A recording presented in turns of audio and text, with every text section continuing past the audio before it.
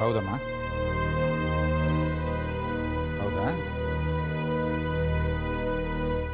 ನೀನೇನು ಚಿಂತೆ ಮಾಡಬೇಡ ಪದ್ಮ. ಆ ಸುಂದರನಿಗೆ ಕೊನೆಗಾಲ ಬಂದಿದೆ ಅಂತ ಕಾಣುತ್ತೆ. ದೀಪ ಆರೋದಕ್ಕೆ ಮುಂಚೆ ಜೋರಾಗಿ ಉರಿಯುತ್ತೆ. ಹಾಗೇನೆ ಈ ಸುಂದರ ಈ ನಡುವೆ ಮಿತಿಮೀರಿ ಆಡೋದಕ್ಕೆ ಶುರು ಮಾಡಿದ್ದಾನೆ.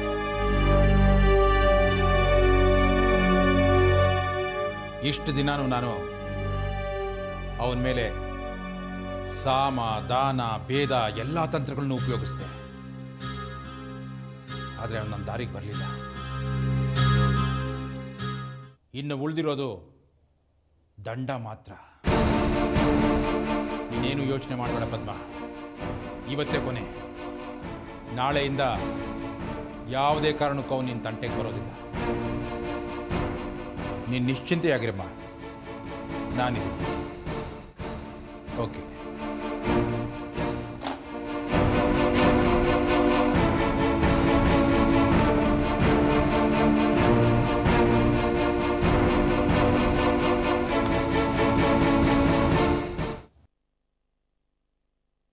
ಹಲೋ, ನಾನು ಚಿದಂಬರಯ್ಯ ಮಾತಾಡ್ತಾ ಇದ್ದೀನಿ. ಒಂದು ಡೀಲ್ ಇದೆ. ಮರ್ಡರ್ ಗೀರ್ಡರ್ ಅಲ್ಲ ಕಣಯ್ಯ, ಒಬ್ಬ ಮನುಷ್ಯನಿಗೆ ಕೈ ಕಾಲಿತ್ತು 20,000 ಕೊಡ್ತೀನಿ.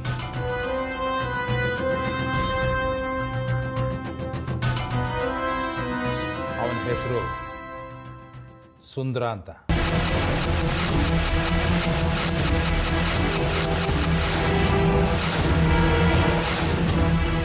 ಇನ್ನು ಮಿಕ್ಕಿದ ಡೀಟೇಲ್ಸ್ನ ಫೋಟೋ ಸಮೇತ ಕೊಡ್ತೀನಿ. ಆ ಡೀಲು ಇವತ್ತೇ ಮುಗಿಬೇಕು. ಯಾವುದೇ ಕಾರಣಕ್ಕೂ ನನ್ನ ಹೆಸರು ಮಾತ್ರ ಹೊರಗಡೆ ಬರಬಾರ್ದು. ಓಕೆ?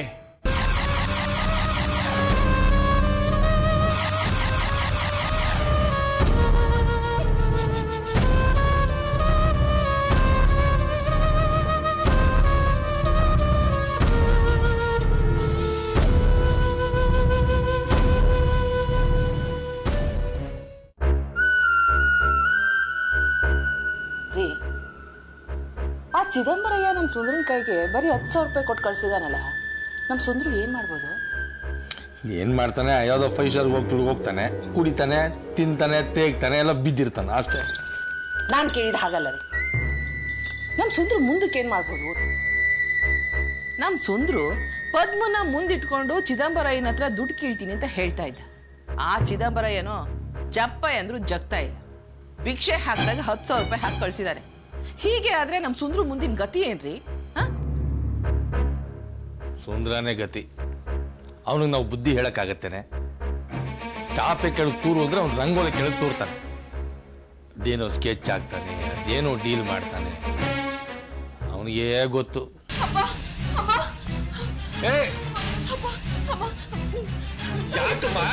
ಯಾಕೆ ಇಷ್ಟು ಗಾಬರಿ ಆಗಿದೆ? ಏನಾಯ್ತು?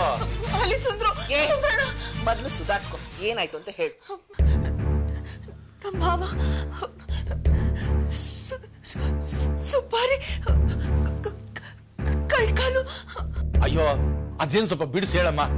ಎದುರ್ಕೊಂಡಿರೋರ್ ಮೇಲೆ ಹಾವೇಸಿತಾರಲ್ಲ, ಹಂಗೇನೇನೋ ಮಾತಾಡ್ಬೇಡ. ಅದೇನು ಅಂತ ಬಿಡಿಸಿ ಹೇಳೆ. ನಮ್ಮ ಮಾವ ಸುಂದ್ರಣ್ಣನ ಕೈ ಕಾಲು ತೆಗಿಬೇಕು ಅಂತ ರೌಡಿಗಳಿಗೆ ಸುಪಾರಿ ಕೊಟ್ಟಿದ್ದಾರೆ.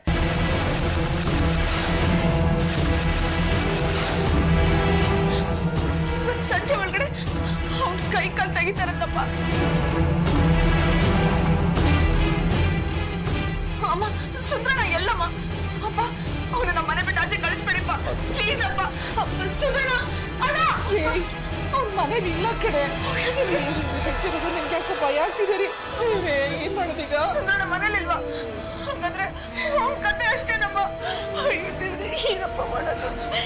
ಅಯ್ಯೋ, ಸ್ವಲ್ಪ ಸುಮ್ಮನೆ ಇರ್ತೀಯಾ? ಹತ್ಬಿಟ್ಟು ನಮ್ಗಿನ್ನೂ ಎದುರಿಸ್ಬೇಡ ರೀ. ನೋಡಿ, ಅವ್ನ ಮೊಬೈಲ್ ಫೋನ್ ಮಾಡಿ ತಕ್ಷಣ ಎಲ್ಲೇ ಇದ್ರು ಮನೆಗೆ ಬರ್ಬೇಕು ಹಾಗಂತ ಹೇಳಿ.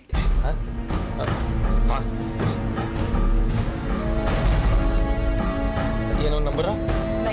ಬೇಡ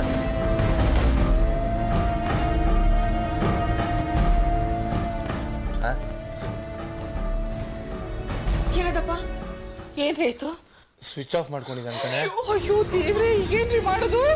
ಮಾಡೋದೇನೆ, ಆ ದೇವ್ರಿ ಅವನನ್ನು ಕಾಪಾಡಬೇಕು. ಅಣ್ಣ ಎಲ್ಲಿದ್ಯಾ ಅಣ್ಣ?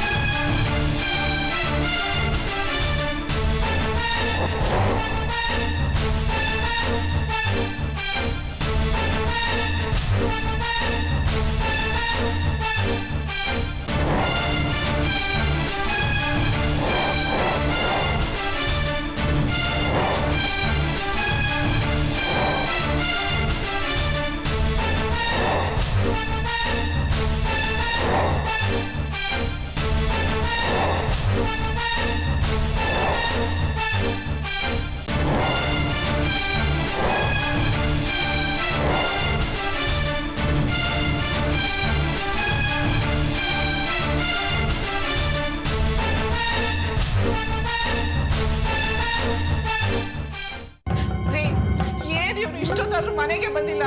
ನನ್ಗೆ ಯಾಕೋ ಭಯ ಆಗ್ತಿದೆಪ್ಪ. ನಾನು ಏನು ಮಾಡಬೇಕು ಅಂತ ತೋರಿಸ್ತಾ ಇಲ್ಲ ಕಣೆ. ಇನ್ನೂ ಮೊಬೈಲ್ ಸ್ವಿಚ್ ಆಫ್. ಅದ್ಯಾಕೆ ಇಟ್ಕೋಬೇಕು ಮೊಬೈಲ್ನ? ಸ್ವಿಚ್ ಆಫ್ ಮಾಡೋದಾದ್ರೆ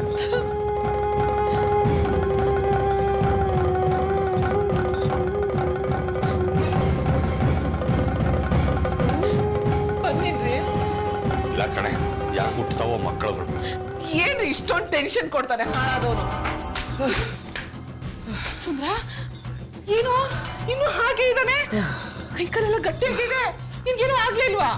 ಯಾಕೆ ಮಮ್ಮಿ ಹೆಂಗ್ ಕೇಳ್ತಿದ್ಯಾ? ನಾನೇನ್ ಕೈ ಕಾಲು ಮುಡ್ಸ್ಕೊಂಡ್ ಬರ್ಬೇಕಾಗಿತ್ತ ಮನೆಗೆ ಅಲ್ವೋ? ರಾಣಿ ಬಂದು ಜನ ಹೇಳ್ಬಿಟ್ಟು ಎದುರಿಸ್ಬಿಟ್ಟು ಹೋದ್ಲಲ್ಲೋ, ಚಿದಂಬರ ಸುಪಾರಿ ಕೊಟ್ಟಿದ್ದಾನೆ, ಇವಾಗ ಕೈ ಕಾಲು ತೆಗಿತಾರೆ ನಿನಗೆ ಹಂಗೆ ಹಿಂಗೆ ಅಂತ. ಅವಳು ಅಂದ್ಬಿಟ್ಲು, ನೀವು ನಂಬ್ಬಿಟ್ರಿ ಅಲ್ಲ?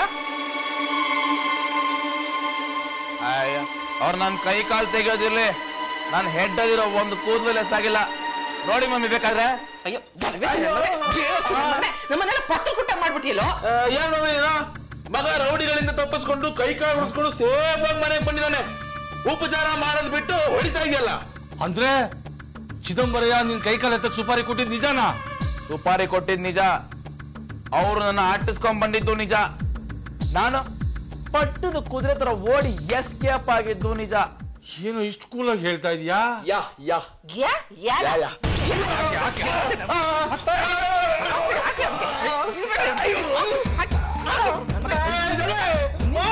ಯಾಕೆ ಹೊಡಿತಾರೆ ಅಂತ ಹೇಳ್ಬಿಟ್ಟಾರು ಹೊಡಿಲೆ. ನಾನು ನಿಮ್ಮ ಮಗನ ನೆನಪಿಲ್ಲ, ಅದಕ್ಕೆ ಕಣೋ, ಅದಕ್ಕೆ ಹೊಡಿತಾ ಇರೋದು. ನಿನ್ನ ಯಾವನ ಪರದೇಶಿಗಳು ಬೀದಿನಲ್ಲಿ ಕತ್ತರಿಸಿ ಬೀದಿ ನಾಯಿ ನಿನ್ನ ಹೆಣನ ಕಿತ್ಕೊಂಡು ತಿನ್ನಕ್ಕಿಂತ ನಾವೇ ಹೊಡೆದು ಸಾಯಿಸಿ ಕಾರ್ಪೊರೇಷನ್ ವ್ಯಾನ್ ತರಿಸಿ ಮಣ್ಣು ಮಾಡ್ತೀವಿ.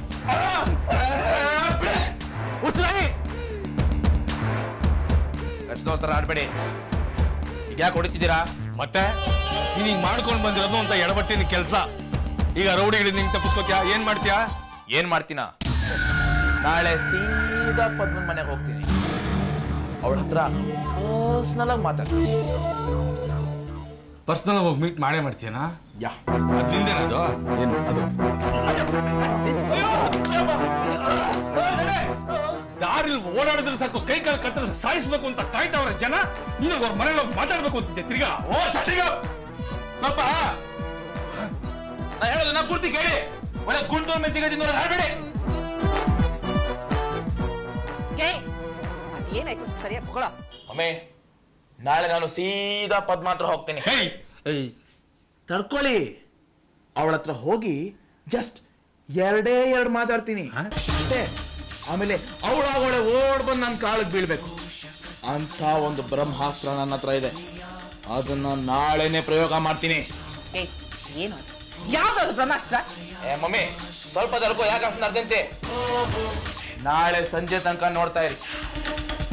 ಆಮೇಲೆ ಪದ್ಮ ಏನು ಆ ಚಿದಂಬರ ಏನು ಓಡೋಡ್ ಬಂದು ನನ್ನ ಕಾಲಿಗೆ ಸಾಷ್ಟಾಂಗ ನಮಸ್ಕಾರ ಮಾಡ್ತಾನೆ.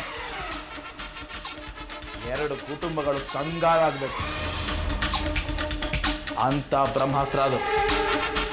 ನೋಡ್ತಾ ಇರಿ ಈ ಮಿಸ್ಟರ್ ಸುಂದರ್ ಎಂತ ಗಂಡುಗಳಿ ಅಂತ.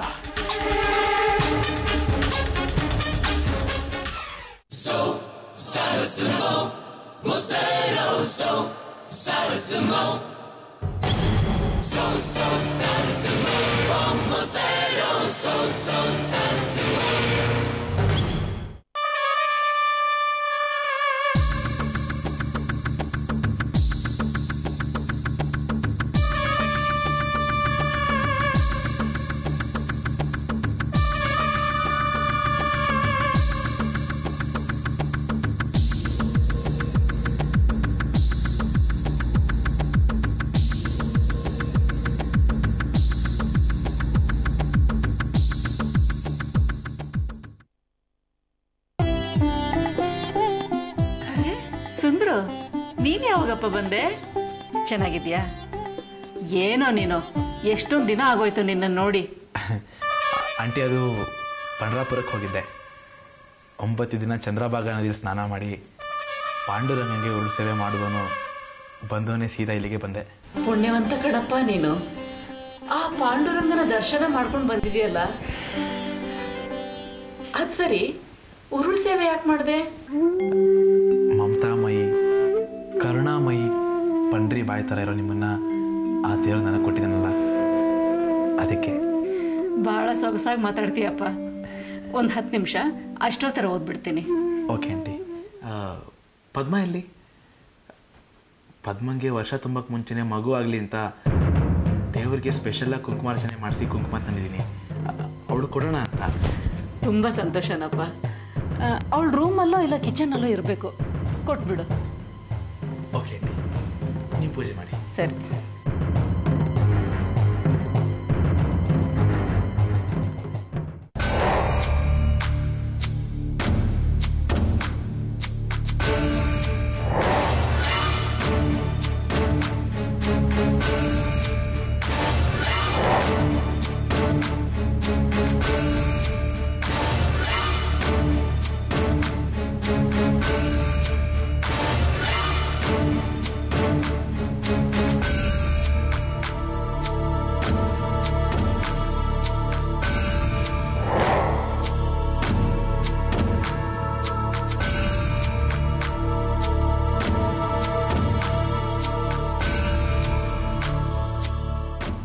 ಪದ್ಮ,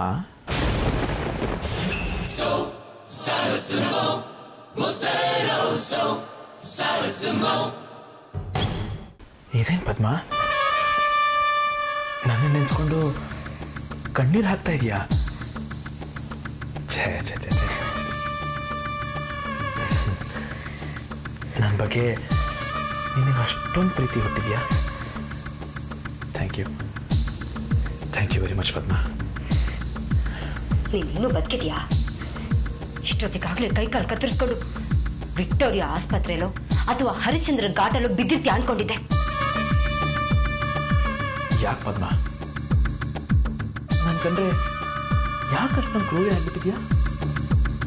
ನೋಡು, ಆ ಜುಜುಬಿ ಈರುಳ್ಳಿ ಕತ್ತರಿಸೋದಕ್ಕೆ ನಿನ್ನ ಕಣ್ಣಲ್ಲಿ ಧಾರಾಕಾರ ಕಣ್ಣೀರು ಸುರಿಸ್ತಾ ಇದೆಯಾ? ಇನ್ನು ಜೀವಕ್ಕೆ ಜೀವ ಆಗಿರೋ ನನ್ನನ್ನು ಕತ್ತರಿಸ್ಬೇಕು ಅಂತ ಎಷ್ಟು ಕೂಲಾಗಿ ಹೇಳ್ತೀಯ.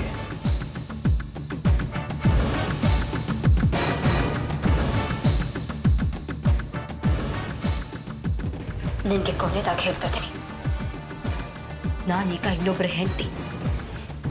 ನೀನು ಇಲ್ಲಿಗೆ ಬರೋದೇ ದೊಡ್ಡ ತಪ್ಪು. ಒಳ್ಳೆ ಮಾತಿನಲ್ಲಿ ಹೇಳ್ತಾ ಇದ್ದೀನಿ, ಮರ್ಯಾದೆಗೆ ಇಲ್ಲಿಂದ ಹೊರಟೋಗು. ಹೋಗಲ್ಲ.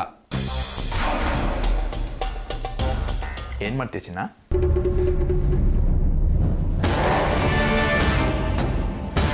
ನಿನ್ನ ಕೈಲಿ ಏನಿದೆ ಅಂತ ಗೊತ್ತಲ್ಲ.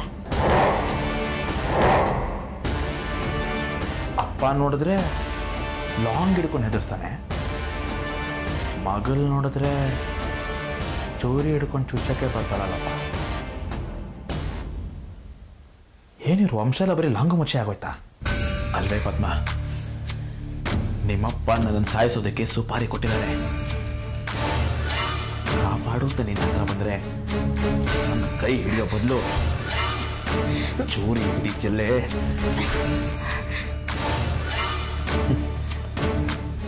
ಕಷ್ಟ ಬಂತು ಅಂತ ದೇವ್ರ ಗಡ್ಡ ಬಿದ್ದರೆ ಗೋಪುರಾಣ ತಲೆ ಮೇಲೆ ಬಿತ್ತಂತೆ. ಹಂಗೆ ನೀನು ನನ್ನನ್ನು ಸಾಯಿಸಕ್ಕೆ ನೋಡ್ತಿಲ್ಲ ಪದ್ಮ? ಯಾಕೆ ಪದ್ಮ? ಯಾಕೆ ಅಂದ್ರೆ ನಿನ್ನಂತ ಕೆಟ್ಟ ಹುಳುಗಳು ಭೂಮಿ ಮೇಲೆ ಬದುಕಿರಬಾರ್ದು.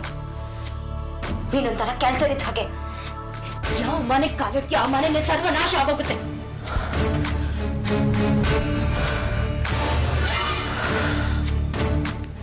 ಎಂತ ಮಾತಾಡ್ಬಿಟ್ಟೆ ಪದ್ಮ.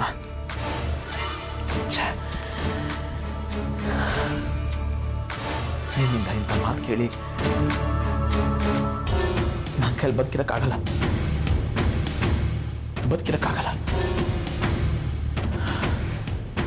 ನೀನೇ ನನ್ನ ಸಾಯಿಸ್ಬೇಡ.